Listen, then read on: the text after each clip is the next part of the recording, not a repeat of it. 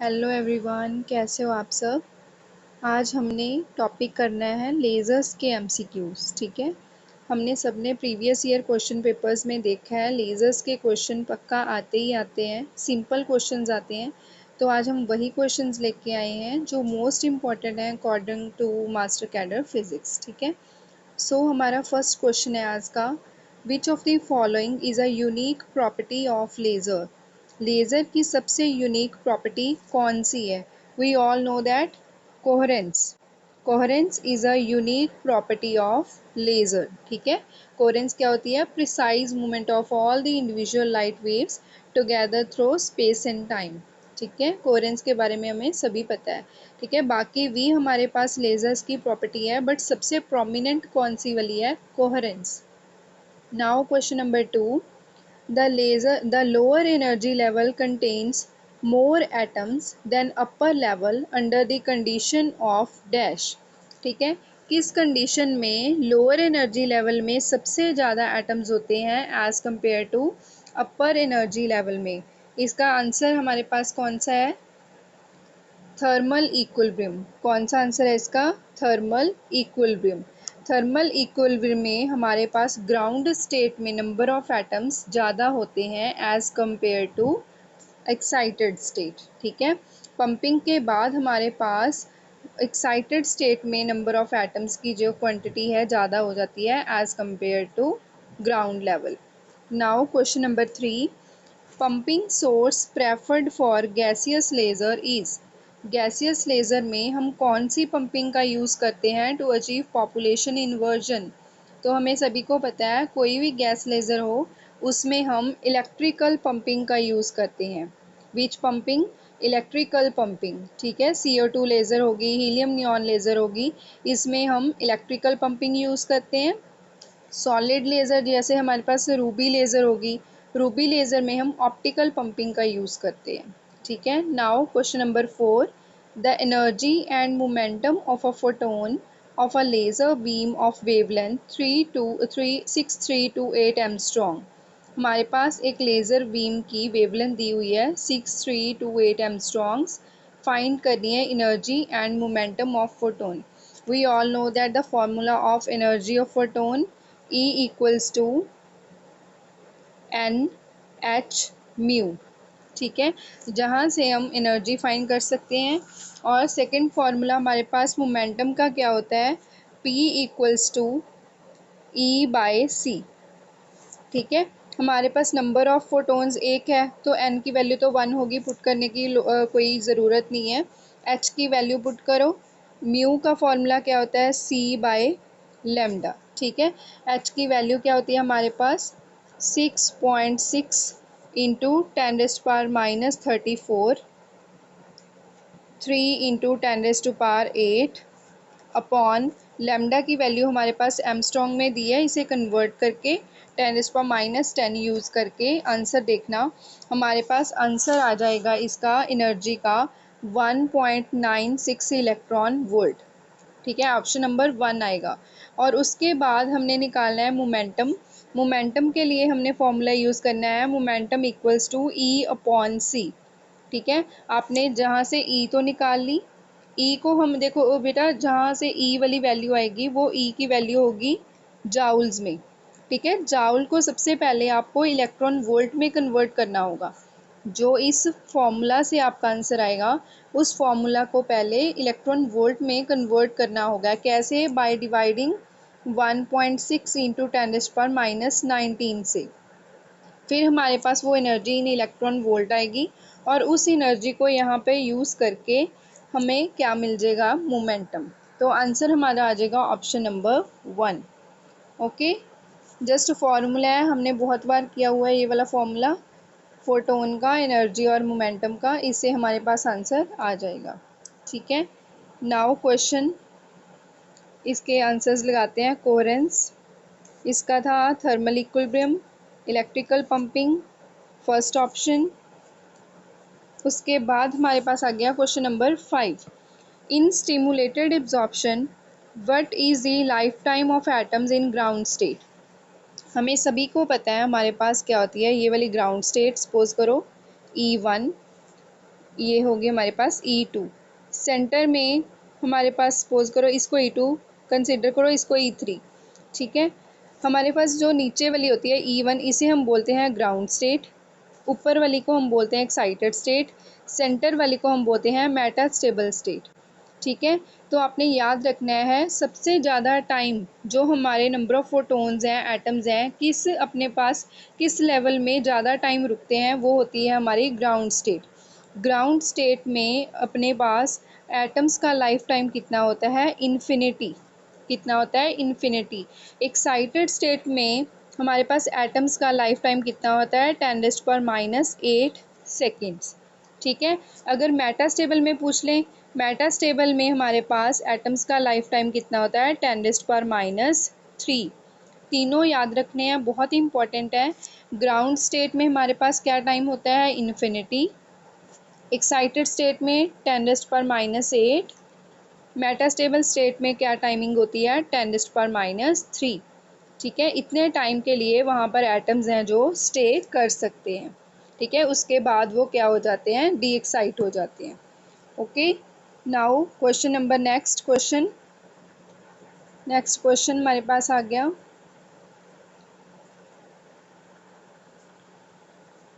तो इसका आंसर क्या होगा, इन्फिनिटी। ठीक है, क्या आंसर होगा इसका हमारे पास, infinity. Now question number 6, which of the following is an example of optical pumping.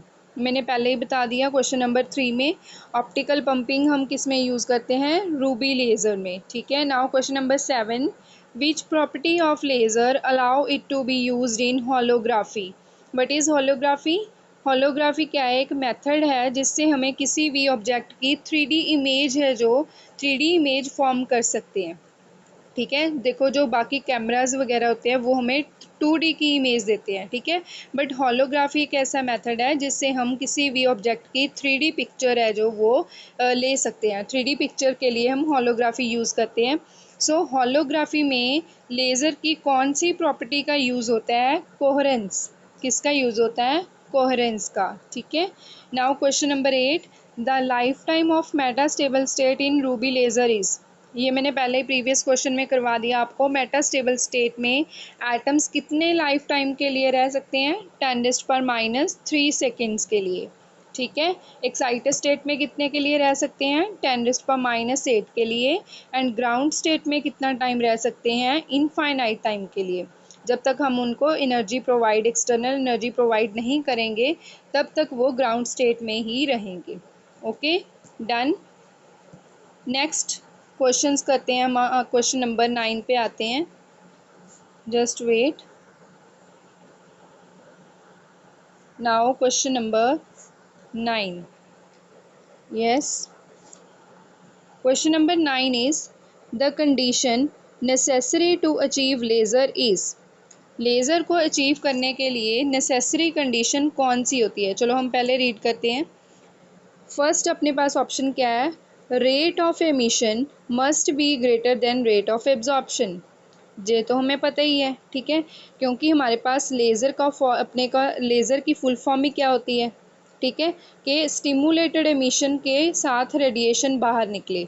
ठीक है, मींस के हमारे पास स्टिमुलेटेड जो एमिशन है वो ज़्यादा होनी चाहिए as compare to emission.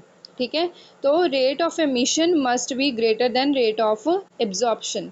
Clear है, तो फर्स्ट तो ऑप्शन बिल्कुल सही है। सेकंड क्या है, the probability of spontaneous emission must be negligible as comparison to stimulated emission. ये भी हमें पता है। देखो अगर हमारे पास सपोज करो कि ये हमारे पास है ग्राउंड स्टेट, ये हमारे पास है एक्साइटेड स्टेट। ठीक है, यहाँ पर पहले कोई एटम पड़ा था, इसको हमने क्या प्रोवाइड करी, एनर्जी प्रोवाइड करवाई h μ। ठीक है, जे वाला एटम एक्साइट होके कहाँ पर चला गया, एक्साइटेड स्टेट में। ठीक है, एक्साइटेड स्टेट में चला गया, वहाँ पे ये एटम कितनी देर तक स्टे कर सकता है, we all know that 10⁻⁸ second के लिए। ठीक है, जब 10⁻⁸ सेकेंड्स टाइम इसका कंप्लीट हो जाएगा तो ये डी एक्साइट हो जाएगा कहाँ पे, ग्राउंड स्टेट पे। ठीक है, ग्राउंड स्टेट पे।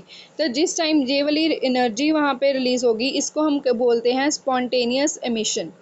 इसे क्या बोलते हैं हम, स्पॉन्टेनियस एमिशन, के अपने आप, ठीक है, जहाँ से क्या होती है, रेडिएशन एमिट होती है बिना किसी एक्सटर्नल सोर्स के यूज़ किए। 10⁻8 टाइम पूरा हुआ तो ये अपने आप डी एक्साइट होके कहाँ पे आ जाएगा, ग्राउंड स्टेट पे, ठीक है। अगर इसको हम ना देखकर अगर हम क्या करें, जब एटम यहाँ पे एक्साइटेड स्टेट में पहुँचा तो हमने वेट नहीं की कि 10⁻8 सेकेंड तक हमने वेट नहीं की, हमने 10⁻8 सेकेंड से पहले ही इस एटम को यहाँ पे एक और एनर्जी प्रोवाइड की, एच म्यू, ठीक है, जिससे ये 10⁻8 टाइम से पहले ही क्या हो गया, डी एक्साइट हो गया, ठीक है। उस टाइम हमारे पास देखो, एक तो इसकी अपनी पहले वाले की एनर्जी एच म्यू आई, सेकंड जो हमने बाहर से एक्सटर्नल प्रोवाइड की थी वो वाली रेडिएशन भी बाहर निकली, ठीक है। तो दो एटम्स जो हमारे पास रेडिएशंस हैं, दो बाहर निकलती हैं, तो इसे हम बोलते हैं स्टिमुलेटेड एमिशन, ठीक है। इससे हमें क्या मिलती है, लेज़र। स्टिमुलेटेड एमिशन से हमें क्या मिलती है, लेज़र, ठीक है। सो हम हमेशा यही प्रेफर करते हैं कि हम क्या करवाएं, जल्दी से जल्दी हमारे पास लेज़र की अचीवमेंट हो, ठीक है। हम इतना टाइम रुकते ही नहीं कि उस टाइम तक 10⁻8 तक हम रुके रहें कि 10⁻8 टाइम होगा फिर हमें लेज़र मिलेगी। हम उससे पहले ही एक्सटर्नल एनर्जी प्रोवाइड कर देते हैं, 10⁻8 सेकेंड से पहले ही वो आइटम की हो जाते हैं, डी एक्साइट हो जाते हैं और हमें लेज़र दे देते हैं। तो इसे हम क्या बोलते हैं, स्टिमुलेटेड एमिशन, ठीक है। तो इसमें क्या होती है, स्पॉन्टेनियस एमिशन उसने कहा है कि निग्लिजिबल होनी चाहिए, बिल्कुल करेक्ट है। हम क्या बोलते हैं, स्पॉन्टेनियस एमिशन हो ही ना, हम पहले ही क्या करवा दें उसे, जब वो ग्राउंड से एक साइड में पहुंचा तभी हमने क्या दे दी, उसे एक्सटर्नल एनर्जी दी और उसी टाइम वो क्या हो गया, डी एक्साइट हो गया, that is called stimulated emission. Okay, तो इसका मतलब क्या है कि ऑप्शन नंबर 2 भी हमारी क्या है, करेक्ट है, बिल्कुल ठीक है। ऑप्शन नंबर 1 भी करेक्ट होगी, 2 भी करेक्ट होगी। थर्ड उसने कहा है coherent beam of light must be sufficiently amplified, जो तो हमें पता ही है कि हमारे पास जो कोहेरेंट बीम है वो एम्पलीफाइड होनी चाहिए, बिल्कुल करेक्ट है। तो इसका आंसर क्या हो गया, ऑल आर करेक्ट, ठीक है। तो लेज़र को अचीव करने के लिए सभी जो हमारी ऑप्शंस हैं क्या हैं, करेक्ट हैं, ठीक है। Now question number 10, we can see interference pattern from two independent laser beams because they are, हमारे पास दो इंडिपेंडेंट लेज़र बीम है, अगर वो इंटरफेरेंस पैटर्न फॉर्म कर रही हैं, ठीक है, क्यों फॉर्म कर रही हैं, because they completely and they specially and temporarily coherent, क्या होती हैं वो, completely specially and temporarily coherent होती हैं। कोहेरेंस हमें पता है दो तरह की होती है, ठीक है, स्पेशली एंड टेम्पोरल कोहेरेंस, ठीक है, तो ये याद रखना है आपने। So question number 11, to achieve population inversion condition, population inversion को अचीव करने के लिए क्या होना चाहिए, हमने पहले ही कर चुके हैं, to excite most of the atoms, option number 2 to bring most of the atoms to ground state, number 3 to achieve stable condition, number 4 to reduce the time of production of laser. तो हमें पता है population inversion कब होती है, जब हमारे पास एक्साइटेड स्टेट में नंबर ऑफ एटम्स ज़्यादा होते हैं as compare to ground state, ठीक है। तो इसका आंसर क्या हो गया, option number 1 to excite most of the atoms, ठीक है। Now question number 12, laser medium in ruby laser is, ruby laser में हम कौन सा मीडियम यूज़ करते हैं कि जिस मीडियम में हमारे पास लेज़र एक्शन अचीव हो, वो लेज़र एक्शन अचीव के लिए हम इसमें aluminium oxide doped with chromium ion use करते हैं, ठीक है, याद रखना है कौन सा यूज़ करते हैं, एल्युमिनियम आयन्स यूज़ करते हैं, किसके साथ, क्रोमियम के आयन के साथ, Al2O3 प्लस 0.9% हमारे पास क्या होती है, क्रोमियम के आयन्स होते हैं, Cr2O3, ठीक है। तो ये याद रखना है मीडियम हम कौन सा यूज़ करते हैं, aluminium oxide doped with chromium ions. Now question number 13, the ends of ruby rod work as, हमारे पास रूबी लेज़र में जो हम रूबी रॉड यूज़ करते हैं ऐसे वाली, ठीक है, हमारे पास रूबी रॉड होती है, उसमें हम एंड्स पे क्या यूज़ करते हैं, ठीक है, the ends of ruby rod work as, किसकी तरह वर्क करते हैं, आपको पता है कि रूबी रॉड के एंड्स पे हम क्या लगाते हैं वहाँ पे, एक्ट एज ऑप्टिकल रेजोनेटर। जो यहाँ पे मिरर्स लगे होते हैं वो किसकी तरह वर्क करते हैं, ऑप्टिकल रेजोनेटर। ये वाला क्वेश्चन भी बहुत इंपॉर्टेंट है। एंड्स जो होते हैं रूबी रॉड के, वो ऑप्टिकल रेजोनेटर की तरह काम करते हैं। For this optical resonator we use the cavity mirrors. ठीक है, ऑप्टिकल रेजोनेटर को करने के लिए हम कौन से मिरर यूज़ करते हैं, कैविटी मिरर्स यूज़ करते हैं। ठीक है, now question number 14। Question number 14 है, calculate the number of photons from green light of mercury, जिसकी वेवलेंथ दी हुई है, required to do 1 joule work. 1 joule work करने के लिए हमें कितने नंबर ऑफ फोटोन्स चाहिए ग्रीन लाइट ऑफ मरकरी के। ठीक है, तो हमें पता ही है फोटोन है, फोटोन का फॉर्मूला बहुत ही ज़्यादा हमें पता ही है। ठीक है, बहुत कॉमन है, यूज़ करते हैं हम सब लोग। तो इसका फॉर्मूला क्या होता है, E is equals to n h mu. ठीक है, हमें n की वैल्यू फाइंड करनी है। म्यू हमारे पास फ्रीक्वेंसी है नहीं, तो म्यू का फॉर्मूला क्या होता है, c बाय लैम्डा। तो E इज़ इक्वल्स टू क्या हो गया, n h c by lambda. जहाँ से हम n की वैल्यू निकाल लेंगे, n इज़ इक्वल्स टू क्या हो जाएगा, E lambda upon h c. ठीक है, तो E क्या होती है, वर्क दिया हुआ है हमारे पास 1 जाउल, लैम्डा की वैल्यू आपको दी है 4961 एमस्ट्रॉन्ग। इसको हम क्या कन्वर्ट कर लेंगे, 10⁻⁻10 लगा के मीटर में। H Planck constant, Planck constant की वैल्यू हमें पता होती है। ठीक है, 6.6 into 10⁻34। Now C velocity of light 3 into 10⁸8। सबको जब आप यूज़ कर लोगे वैल्यूज़ को, तो हमारे पास आंसर क्या आ जाएगा, ऑप्शन नंबर 2.496 इंटू 10⁻18। ठीक है, तो हमारे पास आंसर आ जाएगा ऑप्शन नंबर 2। ठीक है, 2.4961 इंटू 10⁻18 पर मीटर क्यूब। ठीक है, now question number 15। Question number 15, just wait. Yes, question number 15. Helium neon laser is dash laser, 2 level, 3 level, 4 level। हमें पता है लेज़र हमारे पास 3 लेवल में एग्जिस्ट करती है, 2 लेवल, 3 लेवल एंड 4 लेवल। सबसे बेस्ट लेज़र हमें कहाँ से मिलती है, 4 लेवल में। ठीक है, 4 लेवल लेज़र में हमें बहुत सबसे बेस्ट मिलती है। तो हीलियम नियॉन लेज़र कौन सी होती है, आपको सबको पता होगा। Helium neon laser is a 4 level laser. ठीक है, हीलियम नियॉन लेज़र क्या होती है, 4 लेवल लेज़र होती है।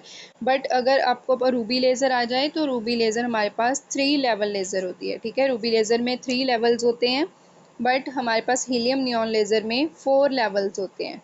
ठीक है, now question number 16। The gas laser is superior than the solid state laser because in the gas laser dash। Question option number 1, no crystalline imperfections, बिल्कुल सही है, गैस लेज़र में कोई भी क्रिस्टलाइन इम्परफेक्शंस नहीं होती। Option number 2, no thermal distortion, बिल्कुल सही है, सॉलिड्स में थर्मल डिस्टॉर्शंस होती हैं, गैस में बिल्कुल भी नहीं होती। नो स्कैटरिंग, मतलब ऑल आर करेक्ट। ठीक है, गैस में ये सब कोई भी, इनमें से कोई भी जो है हमारे पास प्रॉपर्टी नहीं होती, सॉलिड लेज़र्स में होती है। सो गैस लेज़र को हम सुपीरियर मानते हैं सॉलिड स्टेट लेज़र के एज़ कम्पेयर टू। ठीक है, तो all options are correct. Now question number 17। The ratio of helium to neon in helium neon laser. Helium neon laser में हीलियम और नियॉन की रेशो कितनी होती है, 10:1। ठीक है, next question number 18। What is the function of helium in helium neon laser. Helium रजे बहुत हल्का होता है, तो हीलियम का काम क्या होता है हीलियम नियॉन लेज़र में, to excite the neon atoms. ठीक है, हीलियम का काम क्या होता है, to excite the neon atoms.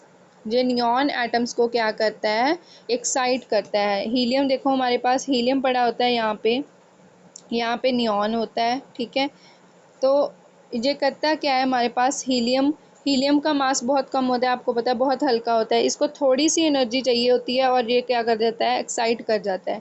जब ये एक्साइट करता है तो वो नियॉन के एटम्स के साथ कोलिशंस करके वहाँ पे लेज़र एक्शन प्रोड्यूस करता है। ठीक है, सो हीलियम का काम क्या होता है? To excite the neon atoms, ठीक है, to excite the neon atoms. Now question number 19, which of the following used in atomic clocks? Atomic clocks में हम कौन सी चीज़ यूज़ करते हैं? Laser, quartz, maser, electrical waves. Masers, ठीक है, मेज़र हम किस में यूज़ करते हैं? एटॉमिक क्लॉक्स में। माइक्रोवेव्स, ठीक है, तो मेज़र हम किस में यूज़ करते हैं? एटॉमिक क्लॉक्स में। Now last question of the day 20, laser is used in lidar for what purpose? Lidar में हम लेज़र किस पर्पस के लिए यूज़ करते हैं? हमें पता है लिडार की फुल फॉर्म क्या होती है? लाइट डिटेक्टिंग एंड रेंजिंग, ठीक है, लाइट को डिटेक्ट करना एंड रेंजिंग करना। तो हमें पता है लिडार को हम रिमोट सेंसिंग मेथड के लिए यूज़ करते हैं to measure the ranges to the earth, ठीक है। तो इसका सिंपली आंसर हमें दिख ही रहा है, रेंज फाइंडर। लिडार क्या है हमारे पास? Lidar is a range finder, ठीक है। आई होप आपको सभी क्वेश्चन समझ आ गए होंगे, ठीक है। ऐसे ही इजी क्वेश्चंस आते हैं पेपर में, सो ज़्यादा डरना नहीं है, ऐसे क्वेश्चंस कर लो, सिंपली इन्हीं में से ही आ जाएगा, ठीक है। अगर कोई आपको कोई भी प्रॉब्लम आई है तो आप हमसे कमेंट सेक्शन में पूछ सकते हैं। Thank you so much.